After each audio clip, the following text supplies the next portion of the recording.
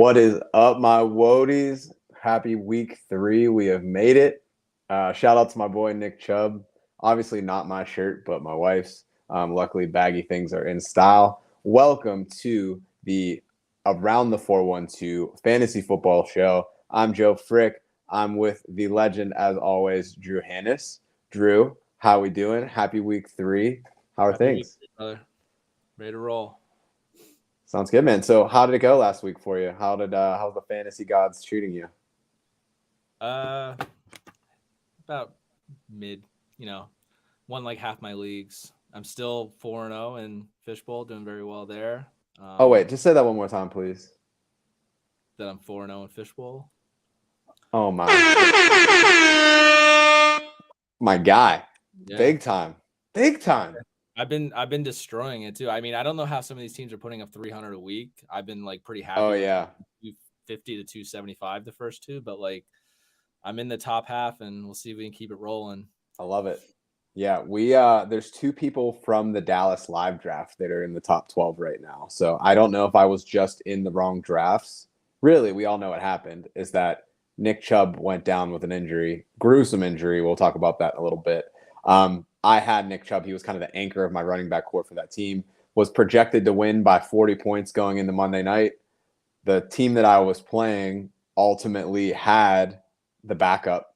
So Chubb goes down, gets 30 points from the backup, and ultimately flips the matchup. And I lost the median game by 0.06 points. Oh, so you lost both. I lost both. So I'm 2-2. I still put up it was like 212 or something, despite losing Chubb in the middle of the game. But it is what it is. Zach, deal with it. He wants you to play another sound. Oh, maybe. He doesn't know where these sounds came from. Oh, wow. Maybe you know what it is? It's just me being sad about Nick Chubb. Play the sexy one for him, because wood. Oh, wood.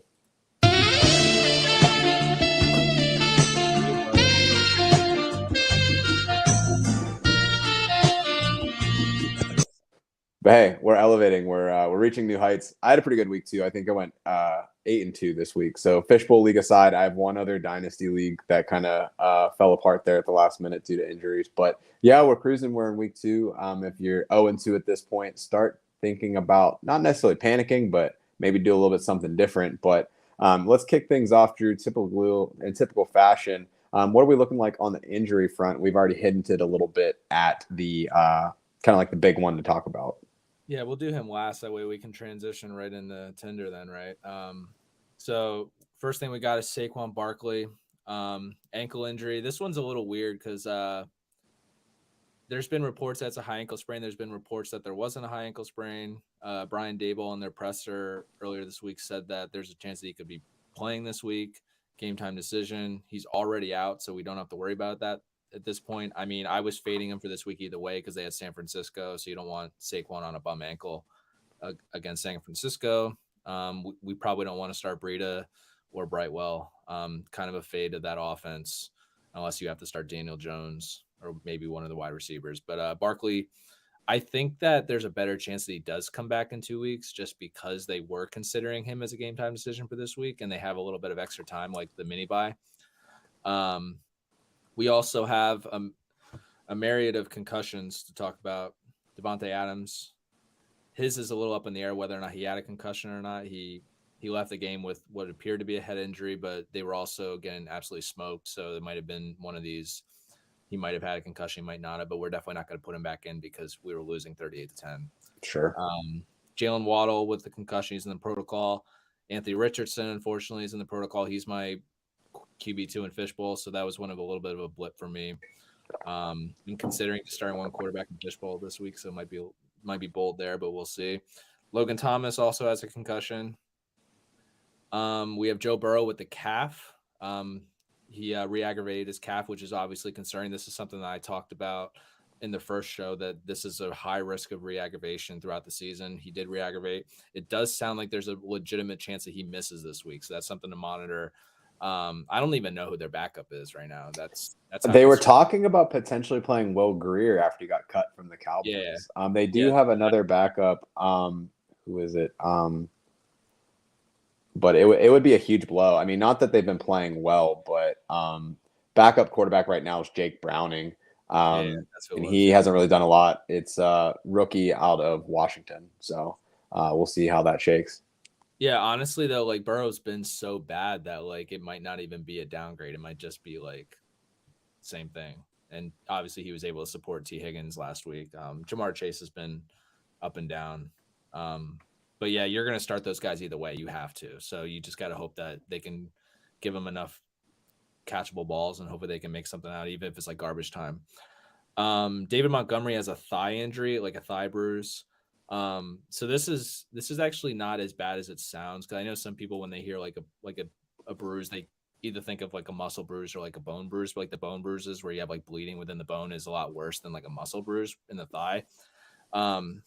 He's probably dealing with like a Charlie horse type of situation. Okay. They did say that he might be fighting this for a few weeks, but that doesn't really mean that he'll miss. It just might be something that's going to be aggravating him and something he might be able to play through. So we have to watch that. At this point, it doesn't seem like it's going to be an uptick for Jahmyr Gibbs. It sounds like Craig Reynolds is going to have a role.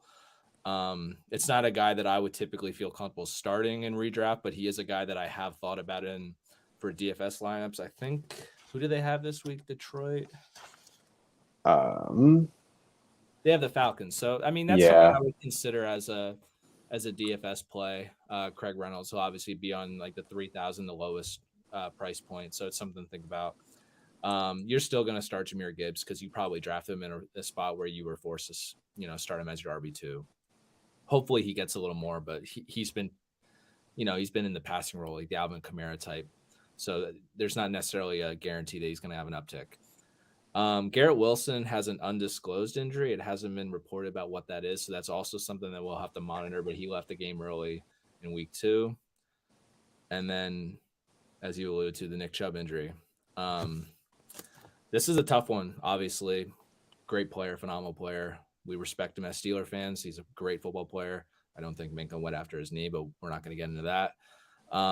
It's weird though. It's like 2 weeks in a row on Monday Night Football, we saw such a gruesome injury, a big significant fantasy football injury. And like, this has legit questions for dynasty as well. Like not just redraft. He suffered a similar injury to this in his sophomore year at Georgia, where they discussed like, will this dude ever play football again? Become one of the best football players in the NFL. This legitimately does have career-ending type of implications. We obviously didn't see the play live, but if you had the guts to go look at it on Twitter, perpendicular his knee was, his body was, it obviously looked terrible. There's reports out there that it might take multiple surgeries for him to be able to start rehabbing. So the fact that he'll need one surgery before he even goes in and does any more structural surgeries is very worrisome. I've seen people on Twitter that are selling him in Dynasty for like a 2025 third because they don't feel good about it and they're just trying to get anything that they can. So we feel for Nick Chubb. You absolutely hate to see it. But I want to be optimistic. He was able to come back from something like this similar in the past. He's a tough dude. So we're going to hope for the best that he can come back from this. It might not be next year, maybe 2 years from now. We're just going to hope for the best for him. Yeah, we'll see. So prayers up to the Batman, man. That was definitely not fun. I know our house is pretty contentious because of the Browns Steelers rivalry, and they kind of took the wind out of the sails for the whole night. So bless up, quick recovery. Hard to rule them out from like a future return, but it's definitely not going to be easy. Yeah. But and it was the same knee. So that it was the same knee as the one that he hurt in his sophomore year. So it's very bad. So if you want to transition into the Tinder forum, do you have that one next or is it 2 away? We're a couple away from that one. So next one, let's just transition into the headlines for the week. Okay. So let's hit those real fast. So first one to talk about, obviously a developing story over the course of the season has been, I guess the new faces that have revitalized the Los Angeles Rams offense. I don't think that people expected this team to really do a whole lot. You had the injury concerns with Matt Stafford going into the year, Cooper Kupp to start the season, basically non-existent. We were talking before the show, like where is that man? Like the only place I've seen him in the last 3 weeks is on a milk carton. So like, where is that boy at? Who knows? But from the ashes of all of this has risen two players that have had really great starts to the fantasy year. Puka Nacua, you've also seen him be electric, top 5 receiver so far. Tutu Atwell's currently wide receiver 15, so we weren't expecting one of them to really do a whole lot, but have two be in the top 24, pretty impressive. And then Kyron Williams comes out of nowhere, usurps Cam Akers, who's the world's most hated man in the eyes of Sean McVay, since Jared Goff said he wanted to bang his girlfriend. So we what? got to see those text messages. Like, what's going on with it, man? Like, I just don't see it. So what do you think about like the Rams? Is this something that's sustainable? I think Nakua is definitely somebody that probably is relatively unattainable right now based on the way that he's performing. But these other pieces, like, what do you think about them? Are you like selling high on any of these players? Are they holds for you? Like, what do you think is going to come from it? Yeah, so I obviously mentioned last week my love for Puka Nacua. Love the dude. This is crazy. Like, I really thought that the Rams are gonna be left for dead. I mean, they're 1-1. They didn't beat the Niners last week, but they were in it. Like, they gave them a run for their money for most of that game. Um, the big thing about it for fantasy though is that Puka Nacua and Kyron Williams basically proved to us that they are a must start. They are not matchup dependent. You could throw them in there with confidence. I have leagues where I have both guys, and normally I don't like to start two guys on the same offense unless it's a quarterback wide receiver stack. I'm considering playing both of them. I'm not worried about it. And I mentioned this to you before the show. I want to make this bold prediction out there. I think that when Cooper Kupp comes back, I If he think comes back. yeah, if he comes back, that's part of it. Like, I haven't heard anything about him getting better or anything. I think that Puka Nacua is going to remain the guy. He's shown that he's capable. Matthew Stafford trusts him, and it's a trust thing for him. He throws it to Cooper Kupp so much because he was the only guy he could trust. He trusts Puka Nacua now. 20 targets for a rookie shows that he wants to target him. And I said last week that he was the Bobby Trees role, which it came out like I think he's the player, Bobby Trees, but it really is like I think that both guys can be good in that role. Like, you can Oh, have for both guys on the sure. field, both of them are going to get like 10 targets. That's what I meant with Bobby Trees. Like, we saw that in the past for both of them. No, definitely. I think it's more so like Puka Nacua really fits the role of Robert Woods, where he's able to do a lot of different things Exactly. well. Right now, without Cooper Kupp in the lineup, he's getting Cooper Kupp utilization. But Yes. he's performed so well that, like, how do you take that away? What's Right. interesting to me is that if you think about, like, at the start of the year, and I talked about a lot about this with Tyler Higbee at the start of the season, Yep. who becomes that second target? And that was kind of like the upside play with Tyler Higbee, that like you don't have anybody there. Higbee, probably the least flashy person. I know, like, Andrew Cooper is always like, show me one like good Tyler Higbee highlight, Yeah. right? And it's like within 2 weeks, it's like Puka Nacua is like really dominated in that front, and he's now become not only the number 2 for when Cup comes back. I'm not as brazen as you are that he's just going to disappear, but it's like, all right, like he is now where we thought that maybe going into the year that Higbee was going to be the number 2. Even without Cup, he's still a number 3 option. So like to me, that's like if he has a big game, I'm probably looking to sell high on that. But one thing that's interesting to point out about Puka Nacua, so 39% target share in the first 2 weeks of the season, right? Like that's a huge number. So if you look at some of the names over the last 10 years, wide receivers that have been above 37%, 2019, Michael Thomas, wide receiver 1. 2021, Deebo Samuel, wide receiver 3. Michael Thomas, wide receiver 6 in 2018. Cooper Kupp had 2 years where he was the wide receiver 1 in 2021 and 2022. So you look at a lot of these comparables, maybe he's not able to keep up at this pace. But I know there's been a lot of conversation like, is this like a Travis Fulgham situation? No, I don't see it. If you were able to snag him in a draft, if you were able to get him after the waivers in week 1, like I think you're going to see him on a lot of championship lineups going through the season. Yeah. And it's not that I think that Cooper Kupp's going to go away. It's just that he's dealing with a hammy. Like, we've seen this so many times over the years where you just have soft tissue injuries and they just linger and linger and linger. And he's hitting that age where you get concerned that it's a real thing. And I just think that because Puka Nacua, if he's healthy and he's shown what he can do, why not think that he's the one that's getting 10 to 15 targets and Cooper Kupp's getting the 7 to 8 targets? And Yeah. what's there to think that Tutu Atwell is not going to still get like 6 to 8 targets and be a flex option? Because think about the numbers here. Like, Puka Nacua had 20 targets.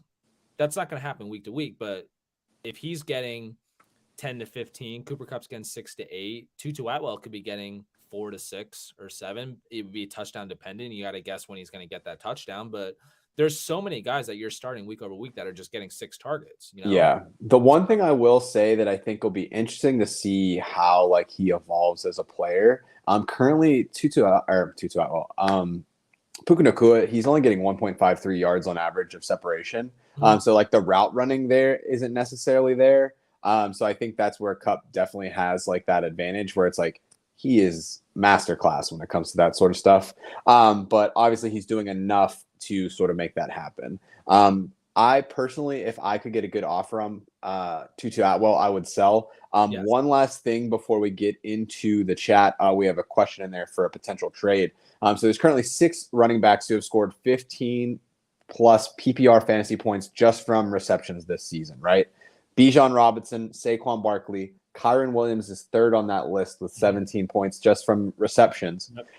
Jalen Warren, Aaron Jones, most of which came for one game for him, and then Ramondre Stevenson. So if you're thinking about the names of that company, you think about the ability for Sean McVay to really have a dynamic offense and just the fact that he hates Cam Akers for whatever reason. To me, it feels like it's a no-brainer on both of those. I didn't think that Kyron Williams was going to dominate. I thought it was going to be a split backfield for a lot longer the way that he did. I think that if I would have known that they were going to shut down and explore the trades with Cam Akers before waivers cleared last week, I would have definitely been more aggressive. But I was like, okay, this is just going to be a muddy situation. He's the pass down back. Cam Akers is like the plotter. But it clearly is not the case. Like that relationship seems completely ruined. Yeah, Kyron Williams was sneakily the guy last year that they had. Like going into week 1, Adam Schefter reported for his long shot. They talked about him a lot. And I acquired him in so many leagues last year, and then he got hurt, so it didn't work out. I regret the fact that I couldn't continue to roster him. I was able to get him back in some, but not all. The dude's a good player. He is a good player. Yeah. And he's going to continue to be a thing just because even when this week with Akers inactive, he just absolutely dominated the snap count. I think he had like 60 to 70 snaps, and they didn't even have anybody else on there. Sure. I have the numbers here, but cool. All right. While you're looking that up, I'm going to put up this question on the chat from Colby. Colby, welcome to the show. Thanks for jumping on today. So who should I trade away CeeDee Lamb for, or should I trade CeeDee Lamb for Debo and Kenneth Walker full PPR? Any initial thoughts on that one, Drew? Kyron Williams played 76 snaps on Sunday. I would not do this deal. For me, it's mainly because CeeDee Lamb is like the weapon for Dak Prescott. He is the guy. I think he had almost 15 targets. I don't think you trade away a guy that's dominating that type of target share on a high volume offense, considering Debo is week to week, you don't know what's going to happen kind of thing. He had a big week last week. I think Brandon Ayuk also left the game early. And Kenneth Walker, we don't know what he's going to look like long term. If Zach Charbonnet is going to start to eat into it, I think that they're worried about his workload. I wouldn't trade such a sure thing like CeeDee Lamb for 2 question marks. Yeah, I think that CeeDee Lamb has top 5 upside. I'm a little bit lower on Debo Samuel than most, I will say. I think from like a pure value perspective, you're probably getting equal value for this deal. So if you are like higher than people are or on Walker or Debo Samuel, I actually have Walker as a top 5 play this week. I think he has a really good matchup and is going to explode. But I think that CeeDee Lamb is one of those few guys in the league that really could be wide receiver 1 by the end of the year.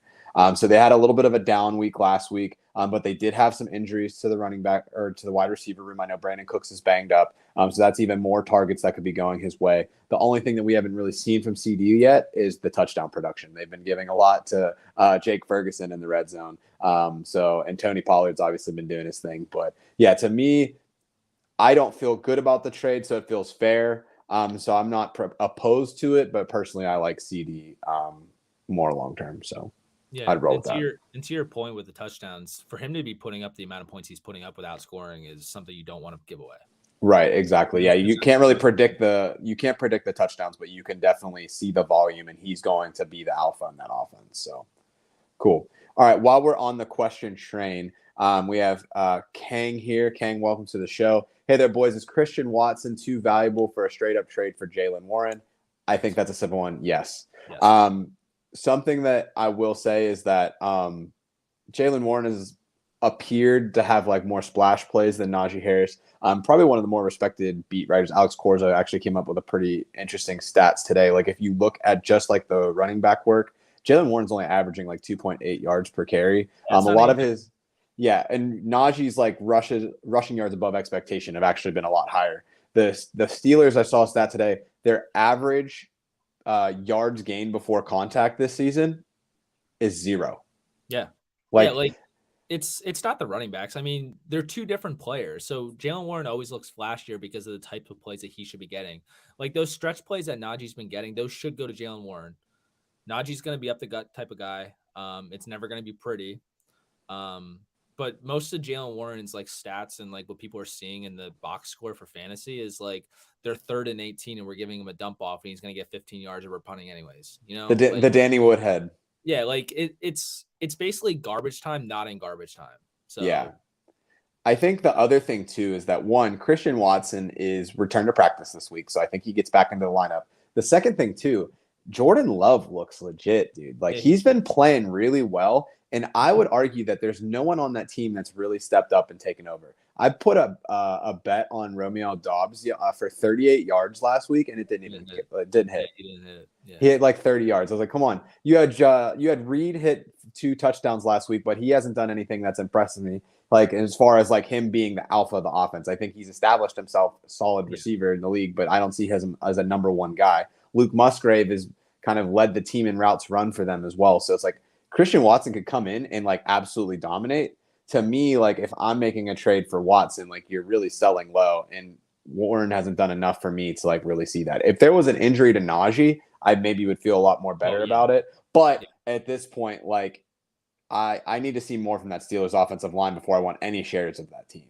Yeah, and Christian Watson's legit. Like he's a very good football player. Zach has a great eye for talent. We know that he obviously found us, you know, like he knows who's good. He loves Christian Watson. He'd be hyping him up if he was here. And we trust him. We trust that offense with Jordan Love looking good.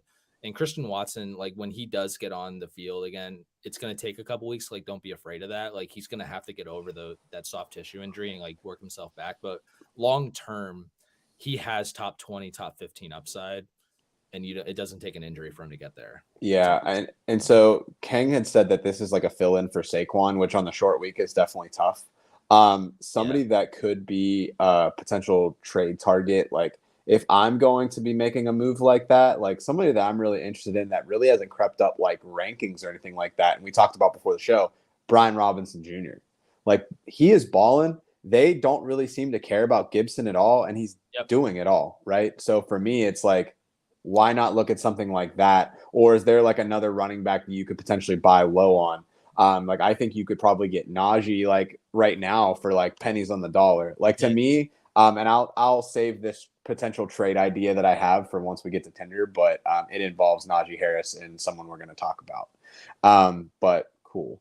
I'm just looking for like there's guys on teams that are the second fiddle, but like what about like Damian Harris or Latavius Murray? Like they played significant snaps, like nothing crazy, but like you know that they have to get into the end zone, right? So sure, but I wouldn't give up Watson for that though. I'm not saying to give up anything. I'm saying like go find them on waivers because there's no way that they're rostered. And somebody get into the end zone. Somebody that I would consider that I don't know if the owner would go for it would be like Breece Hall or like James Cook. Like to me, like that's the kind of level of player that I would give up for Watson. Yeah. I wouldn't make a trade for 1 week though. I think that Saquon will be back in 2 weeks because for them to even consider him as a game time decision, which they ended up staying away from, which I think it's just because it was a short week. Yeah. On Thursday, they're not going to rush him. I think he'll be back in week 4. So just try to find a fill in for 1 week. Hopefully you find a guy that can get into the end zone. And I think that those two guys are probably your best shot as someone not being roster because James Cook is not getting any goal line work. None. Right. Yeah. Good call. All right. So another trade possibility from Colby here. Different league, Miles Sanders and Olave for Jamar Chase. PPR, Sanders is on my bench behind Gibbs and James Cook, and Diggs, CD, and Chase would be nasty.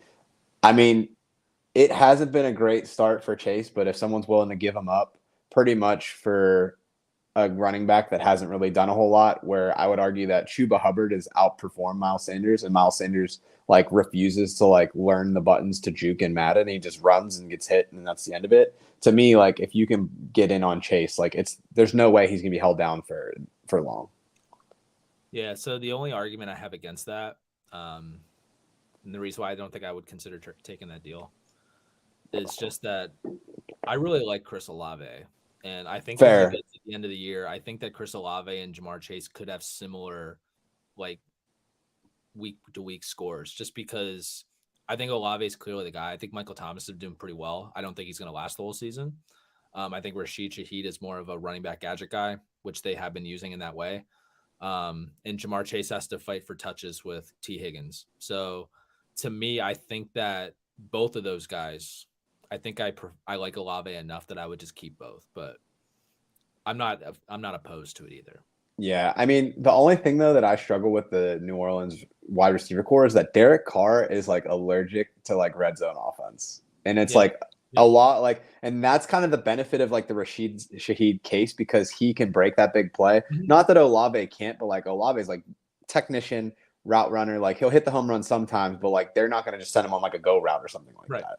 Like you get inside the 20 and like Carr is just like, oh yeah, whatever. Like I forgot how to play football. Mhm.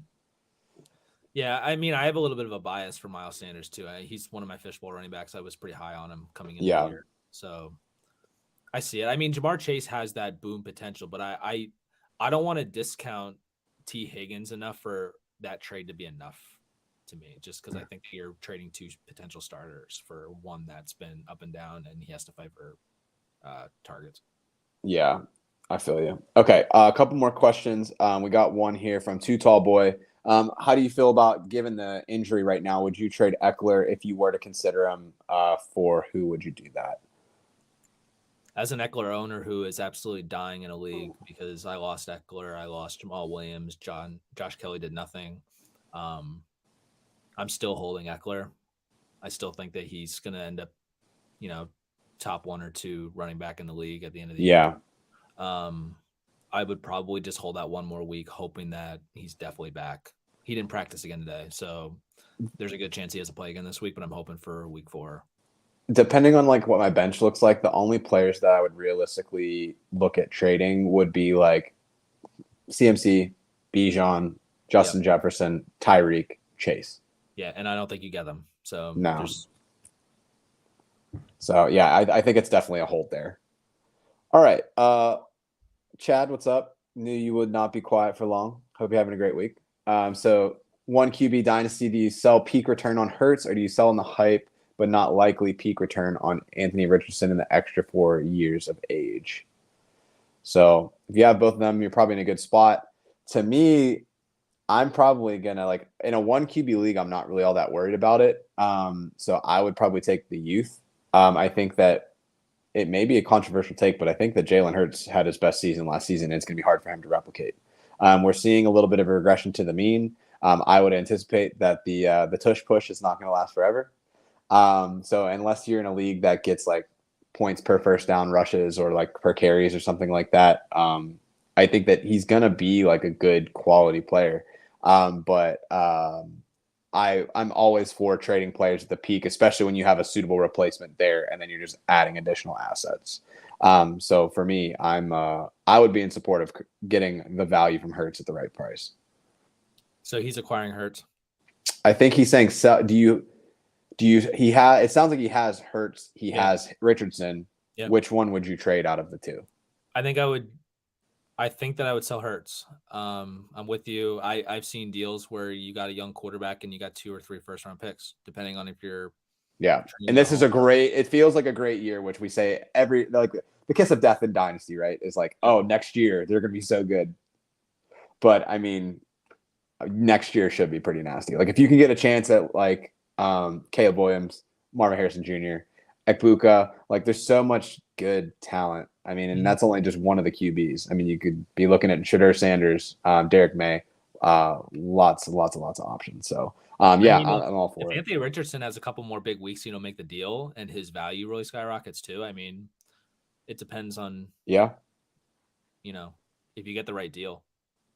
No, yeah. So I'm all for it. But that all sounds good. Chat, keep things coming. We appreciate all the feedback, thoughts, a lot of good lineups that I'm seeing in the chats as well, and some good moves. So let's roll with that. We're gonna transition. Let's see here. So we got some questions coming in right in that transition point. So would you trade Swift for Watson? I'd be getting Watson. To me, that's an amazing sell high. Definitely on board with that. I think week to week we have no idea what's it called? What Philly's going to do with their running backs. They historically, it's kind of just like a 4-man rotation, whoever they feel like running this week. Swift obviously looked fantastic last week, but to me, like that's an easy sell high. Drew, any thoughts? Anything different on that one? I agree with the sell high. I think Watson stinks. So Christian Watson. Oh, I was taking Deshaun for that. Oh no. It's that brown shirt. Gotcha slipping. Oh yeah, if you get Christian Watson, that's a slam dunk for sure. Yeah. All How do you right. know it's Deshaun and not? How do you know it's Christian, not Deshaun? It's just a guess. Because I And didn't then know if people are going to trade a hurt player. I don't know. yeah, and then here's one more 14-team league. Anything that you think like that they should do differently as you move the cat out of the shot? So Tua Saquon, Josh Jacobs, CeeDee Lamb, Amari Cooper, Sam Laporta, Kamara at the flex. As far as things that you can do, honestly, I would just say like keep grinding the waivers if you can get ahead on those. Some players that I'm looking at right now. I think Roshan Johnson's about to break out, so if he is available in your leagues, definitely look at him. Well, someone like Kendre Miller, who might have been drafted at the start, but because he's been banged out and he's been hurt, I think he's somebody that can slide in. Tajay Spears, yeah, that's a great point. So there were some stats that I was looking at related to him. Let me see if I can find it real quick. Where are you, my friend? I don't know, but like he's like lighting up. Like if you look at like the advanced stats, like his elusiveness, like his ability to break tackles, like he's been like top 2, 3 in the league all the way through. So I definitely like Tajay Spears a lot as well. Obviously, it's going to take like an injury to make him relevant, but you'd rather be ahead of that stuff. So those are the players that I'm kind of churning through on my waivers. I'm not sure if it's. I'm not sure if it's going to take a injury for him to be relevant. I just want to. I think that he could be a flex option if you know that they're going to be down. You know, Yeah. Okay. if they like, we don't really think that Tennessee's that good of a team, right? We've talked about this. If they're playing some high volume offenses, you know that they're going to have to move the ball. Yeah. We saw it in week 1 where he outsnapped Derrick Henry because of game script. So he's someone that you could potentially flex depending on the matchup too. 4th in yards after contact, 2nd in missed tackles forced per attempt. So dude's been balling in the opportunities that he gets. Yeah, he's a good player. And then Chad basically said on that dynasty deal, like he has no depth. So to me, it's a no-brainer. Trade the bigger piece where you can get a decent amount of the recoup back from Richardson at the path that he's going. I put them both on the trade block and to see what you get because that's valid too. Richardson has enough value too. Yeah, for sure. Cool. All right.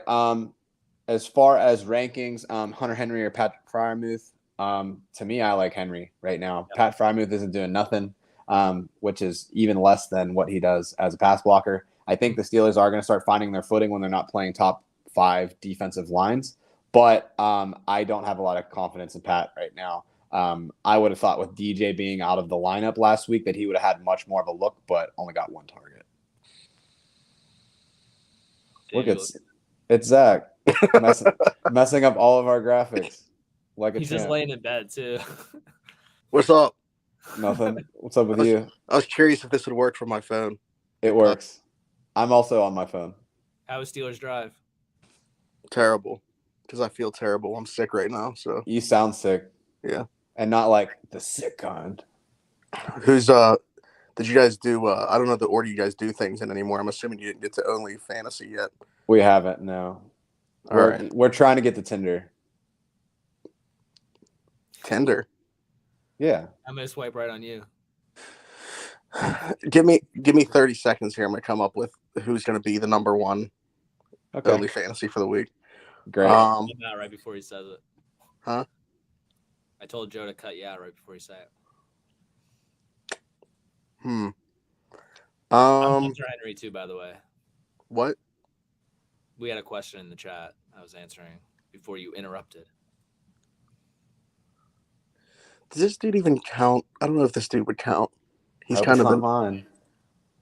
huh? But I hope it's not my pick. No. But this dude's been kind of nice through 2 weeks. We're going Rashid Shaheed. He's going to be a top 10 play this week. That's my boy. Yeah. He has been nice. I'll give you that. Yeah. Ooh. All right. That's all. All right. Love you. Bye. Feel better. Love you, bye. Love you, bye. Just no respect. We just got Zach on camera on live actually saying I love you to us. That's right. He always gets upset about that. He's gone now. All right. Let's see if we can wrap up some more of these comments. We have a defense question from Jacob. Welcome to the show. Chiefs defense versus Chicago or Jags defense versus Houston. Both great matchups. Drew, any particular way that you're leaning?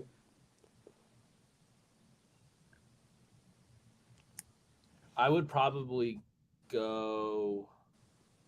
I lean the Chiefs. Just the way that they've looked since Chris Jones has been back has been pretty nasty. Yeah. And Houston has actually been throwing the ball really well. CJ Stroud threw for over 300 yards. It looks like they have 3 different offensive weapons that they can rely on with Tank Dell, who we talked a little about last week. Nico Collins, my OnlyFantasy from last week. And so to me, it's like they may do well against Houston.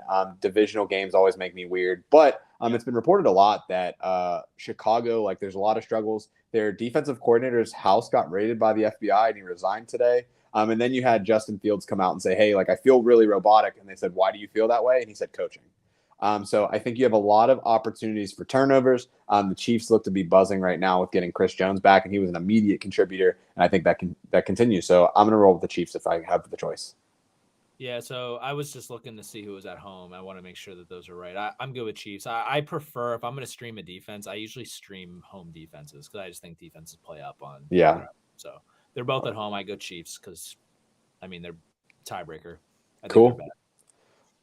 All right. Any thoughts on a Mike Williams and Kyron Williams for CD and Laporta? I think that's highway robbery. I would also like an invite to this league next year so I can be in it. Yeah. So good stuff, Luke. CD, go for it. All right. Transitioning to another question here. Braves fan 527. Welcome to the show. Zay Flowers or Christian Kirk week 3? Drew, who you got? And if you need a minute, I know that I actually had Zay Flowers ranked in my top 20 for wide receivers this week. I think that they have a really good matchup on paper. Let me look at the stats of like how the teams have been faring so far. So Indianapolis has given up 53.1 points per game to wide receivers in full PPR. There's obviously some room to grow there on the kind of on the offense. Like we saw him get a lot of screen work, do a lot of good things. Clearly the number 2 option behind Mark Andrews, but can't eat.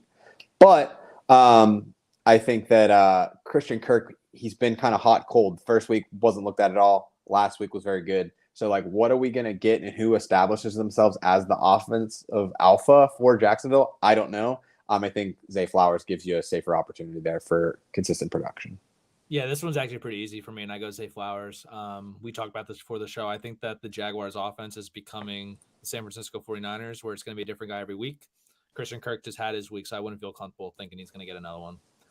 Unless, hold on, Zay Jones misses. I think that you could consider Kirk if he misses, but I still prefer Flowers because there are actually manufacturing touches for him, whereas Kirk is going to be, up and down. Yeah, cool. All right, one last question before we get into Tinder. James Conner for Michael Pittman Jr., how are you feeling about that trade? I would smash the James Conner side. The dude's not pretty. He's not, but he's completely dominating the backfield. I don't even know if another guy even got a carry this week in Arizona. I think that Michael Pittman could be kind of outplaying what I really expect from him long term. Really? See, I would rather have the Michael Pittman side just because that offense looks somewhat competent, and the Cardinals I don't have a lot of faith in. Yeah, I think James Conner is like Maurice Jones-Drew his Jaguar days where they just really sucked, but they just had a guy that was a top 5 option. And James Conner I think he's getting like 20 to 25 carries a week. No problem. I mean, he had over 100 rushing yards this week, and they had a bad matchup. Yeah. Cool. All right. Well, choose your favorite analyst, and then we'll go from there. All right, my friend. My thumbs are ready. Let's do some swiping. So we're going to transition to fantasy football Tinder. If you haven't been with us before, so the way that our fantasy football Tinder works is that we are going to take a look at a couple of interesting topics that are happening around the NFL, and we are going to decide whether we are swiping right on those things or if we're swiping left and we're out on those. So just to give you an example on how this kind of runs in real time, our former host, brand king for the Around the 412, Zach. So popular question that gets asked a lot. Does Zach actually know ball? You heard him give his prediction for the OnlyFantasy for the week with Raheed Shaheed. Fellow ball knowers like myself and Drew, obviously we're going to swipe right and say yes, that Zach does know ball. However, the people that don't watch this show, the people that don't really get that exposure to the Around the 412 show, or just the gang of misfits that we are, they're probably going to be swiping left. So if you're watching us on YouTube, Twitch stream, you'll see our swipes here. Otherwise, we'll talk about them. So got a nice little profile for you. Here's a guy who it's a little bit controversial. So a little bit hated everywhere he goes. They don't like the commercials that he's on. They don't like the teams that he's played for. They don't think that he's able to be successful. But Baker, touchdown maker. Is this man back? Talk to me about Baker Mayfield, Drew, and how you're feeling about his prospects. Will you swipe right on his ability to sustain success with Mike Evans and Chris Godwin in this Tampa Bay surprising strong start with this offense? I think that most people will be surprised by my answer, but I am swiping right. Wow. I think that their schedule is very favorable for them in terms of fantasy. They have the Eagles probably without James Bradberry, so they're not as scary. They have the Saints twice, so that's the only time I'm really worried about Mike Evans, considering Marshawn Lattimore typically locks him down. But if he's out, you're playing Mike Evans. And then they have the Lions, Falcons, the Bills, where you're going to get a lot of garbage time probably, Texans, Titans, who can stop the run, but they can't stop the pass. The only real option I'm worried about is the Niners. I think that all these guys are going to be able to sustain fantasy success because their schedule is just very favorable. Yeah, I mean, to this point, so they've played the Vikings. If you look at their 2022 numbers, 28th scoring defense in the league, then the Bears, who are last in the league. But, I mean, all things considered, I mean, they have a lot of good pieces. So, I mean, I know before the season started, Rachaad White was a very popular kind of like breakout player. I know that was like Zach's guy going into the season was like Rachaad White. And then, but if you look at what Baker's doing, as I also swipe right here, is that you will see that his EPA per dropback plus 18 or 0.18. He's number 8 for all QBs in the league. He has a completed passes above expectation, 6.3%. He's 9th. Passer rating, 105.1. He's number 6 in the league. Adjusted completion rate, 78.7. Yards per attempt, top 10. So Baker's doing a lot of really good things. I don't think that he's somebody that I'm necessarily comfortable with throwing out there on a starting lineup from week to week, but I do think that he's doing enough to make those receivers fantasy relevant. Is Mike Evans going to be the person that's the beneficiary of that every single time like he has been so far? No. I think this week in particular, because they're going to be going against a much they're going against a much tougher defense, that there's going to be a lot more quick plays, and that's where Chris Godwin is ultimately going to feast. So I could see Chris Godwin have a nice bounce back, but I think both of them are really in a good spot right now. Yeah, and Evans is playing for a contract, which is crazy to me that they haven't considered re-signing him because he's arguably one of the best players in their franchise's history, but they didn't want to pay him. He has something to prove. So I think that Evans is going to be a staple in your lineup moving forward. Cool. All right, let's move on profile 2. So we had another player make a season debut last week. This player is in pretty much a open backfield, if you will, and there's not a lot of competition. A lot of the players that were potentially vying for this spot pretty much either hurt, not really relevant, or just didn't play well week 1. So let's talk about our boy Zach Moss, the boss. He came in, played all but 1 snap for the Indianapolis Colts last week. He had a pretty strong game, had 88 yards, had the touchdown. Do you see Zach Moss as a player that you're going to be looking at picking up moving forward? Yeah, so I'm swiping left on this. I think that this was really due to the fact that Anthony Richardson left the game. I think it was like right at the beginning of the second quarter with a concussion. Right. Yeah, it was right There's when not he gonna be a lot of scored, touchdowns. actually. Yeah, there's not gonna be a lot of touchdown upside for Anthony Richardson because they made it, or Zach Moss, because they've made it seem like Anthony Richardson's gonna be the guy in the red zone. They feel more comfortable letting him run design QB runs to get into the end zone. So there's not a lot of touchdown upside there. I also do think that Jonathan Taylor will be back sooner rather than later. I heard some buzz that there's something within the CBA that he necessarily would not have to come back for week 8. He can literally just come back for one game and then leave again, and then he'd still be able to toll his contract. I don't know how accurate that is, but that's something that Field Yates is reporting. So it's there's a lot of question marks there, but I ultimately think that the Colts see that Anthony Richardson is a guy, and they're seeing that he's going to be a good player, and I think that they're going to want to try to get him back sooner rather than later, just so they can have some working together. I think he's going to end up getting paid. So Zach Moss is going to be the guy long term. Dang, man, I'm looking like David Stern over here. I'm struggling.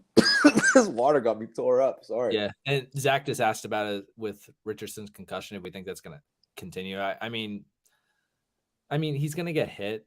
I think that are you going to be able to stop a guy from running? Like they said the same thing about Josh Allen the last 2 years. He's still running. No, It's yeah. just a part of his game. Well, I think too. I mean, excuse me. Geez, if you look at like the nature of the concussion, it wasn't like he was making a diving play or being foolish. Like he literally fell, hit his head, like threw his head back a little bit, snapped back. So they may be more careful with him, but at the end of the day, these teams want to win football games, and they drafted Anthony Richardson to win football games. And we've seen Zach Moss struggle pretty much across the league. So to me, it's like he's a perfect sell high right now. Somebody, I mentioned this earlier, I would love to sell Zach Moss for somebody like Najee Harris. If someone did that, it'd be wild. But I mean, I could see it because people are like, hey, like Jonathan Taylor isn't coming back. He's going to clearly be the lead back, and he played all the snaps last week. And Najee Harris has not really done a whole lot outside of maybe 2 runs all season. And another thing about what Zach said with the concussion, like there's like training that you can do to teach guys to fall better. Like they did that with Tua during the offseason. They like were teaching him how to fall into the ground so he doesn't smack his head off the ground. I could definitely see Anthony Richardson be going through that training in the near future. Yeah. There's too much invested in him. Oh yeah, I guess I should swipe. I was too busy. Yeah, what the heck are you doing? I don't know. No Joey Chestnut in these veins, so it is what it is. But cool. All right, so you know what time it is. We know what time it is. It's let's do a little bit of some OnlyFantasy, perhaps.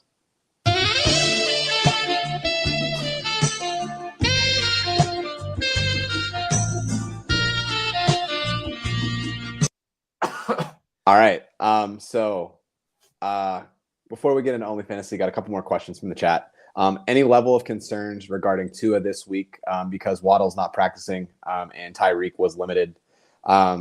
Denver, kind of a stickler of a matchup for them.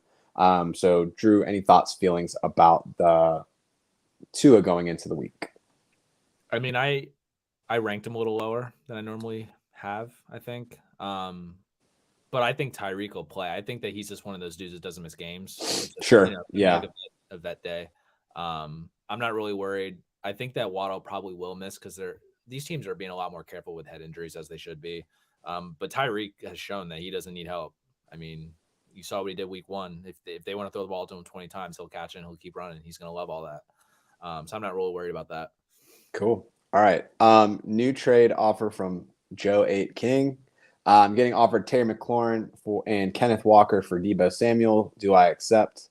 To me, that's probably a no. Let me look at some value stuff real quick from that, but I don't necessarily feel too strongly. I feel like you're giving up a lot there and not really getting too much back. Like I said, I'm lower on most than for Deebo Samuel, but I don't really feel too great. I think he's getting McLaurin and Walker, right?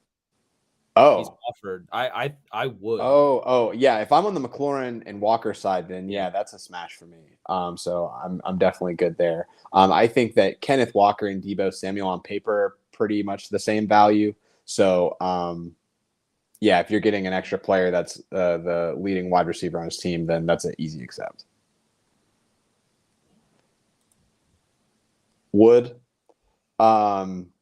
Should I trade Raheem Mostert for Chris Godwin? That one's interesting. I think that long term that Chris Godwin has better insight or kind of like a better upside throughout the rest of the year. But when Mostert's playing, like he's pretty solid. But yeah, we haven't really seen the breakout game from Chris Godwin yet. But I don't know. Do you feel any? I would say actually no. I would definitely take the Godwin side, assuming that I have a running back to play. I don't think Mostert's going to make it through the season. How he is.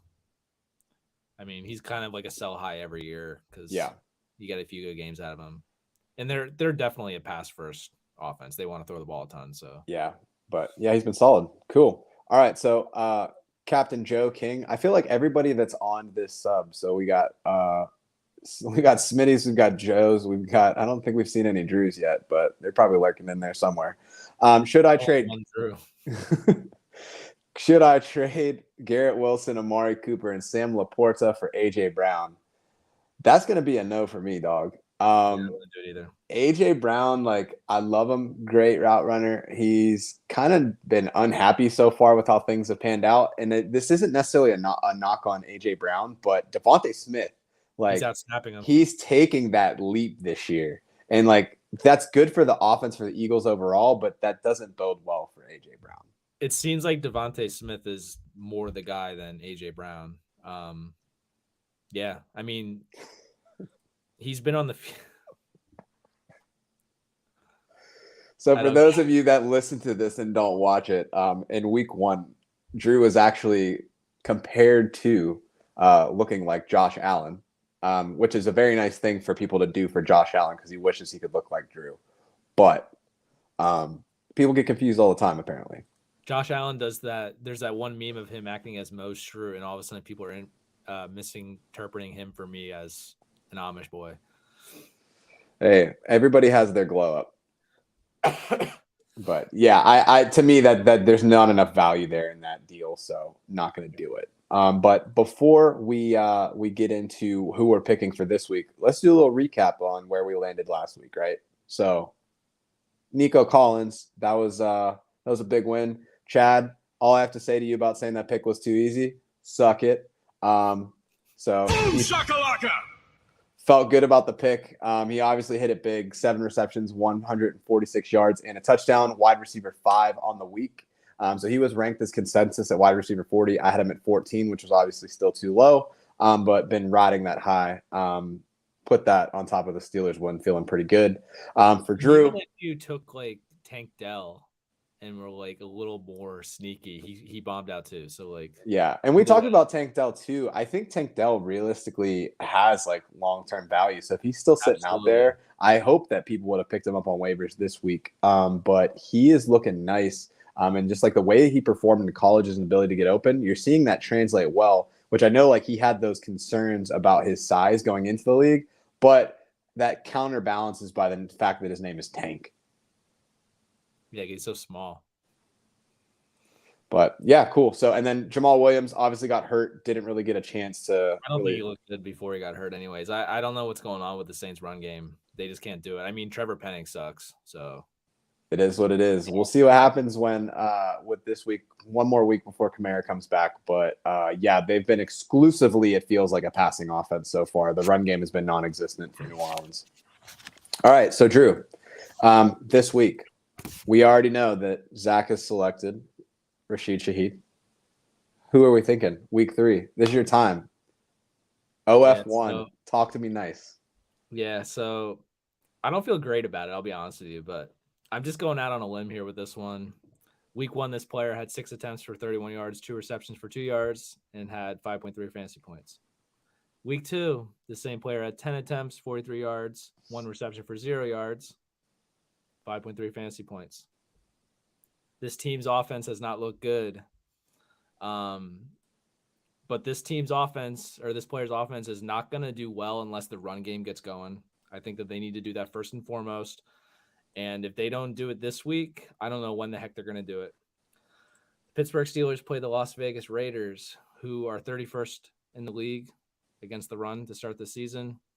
And I think that if it doesn't happen this week, it's never going to happen for Najee. So I went with Najee Harris for this week, and it better happen. It better happen for me. It better happen for the Pittsburgh Steelers, or else we're in trouble, I think. Yeah, no, I feel like I need that one to be successful too. Like we need it. We all need it. Like Kenny needs it, the city needs it, like the Ohio River needs it. OnlyFantasy, like you paid for it, like it's gotta happen. It has to happen this week, and if it doesn't happen for him, then the Jalen Warren arguments are, they're validated because he should be able to run it against them. And Crosby. Yeah, I mean, you avoid Crosby. They've given up the most points in PPR this season so far, 31.7 points per game.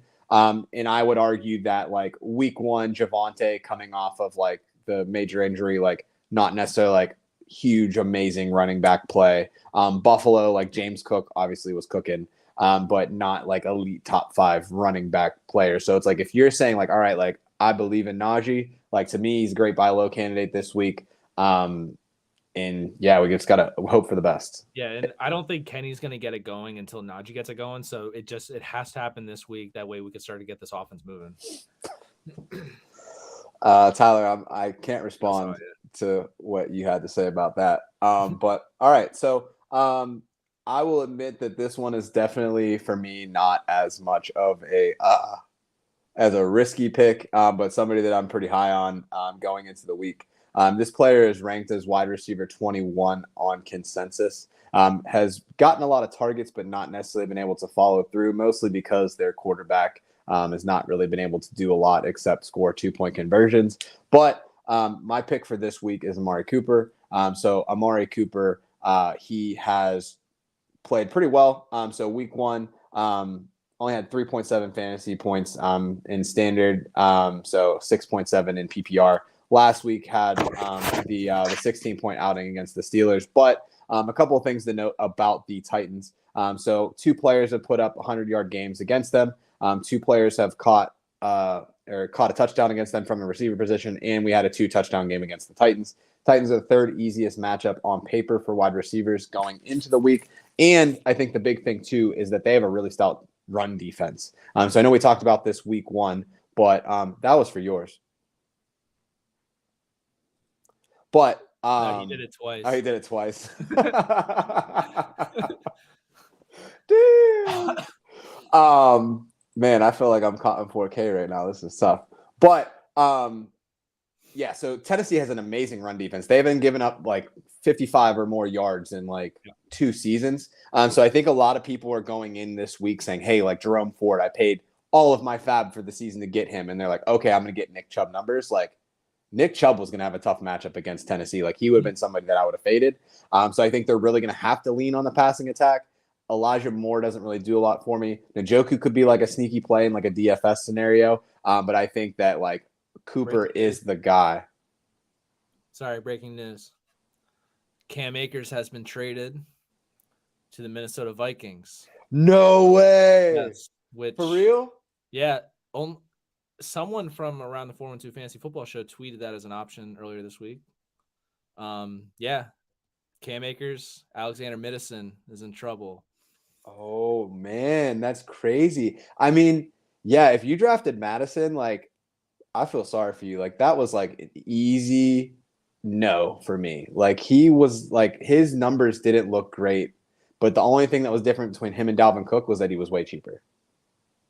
So I'm not surprised. Did they say what the return was for it yet? It's nothing. Like, they swap picks in 2026. It doesn't even say what round, but, like, that's nothing. Yeah. But cool. All right. So before we wrap things up, Drew, any last comments before we kind of end the show today, before we get on with our regularly scheduled program and I can get out of this stupid brown shirt? That's all. All right, cool. Yeah, we're out here breaking stuff. But yeah, so let's kind of like wrap things up here. If you're liking what we're doing on the show, if you're enjoying the comments, we appreciate y'all as always. You can follow us at on X or Twitter, as the us old folk call it, at AT412FF Show.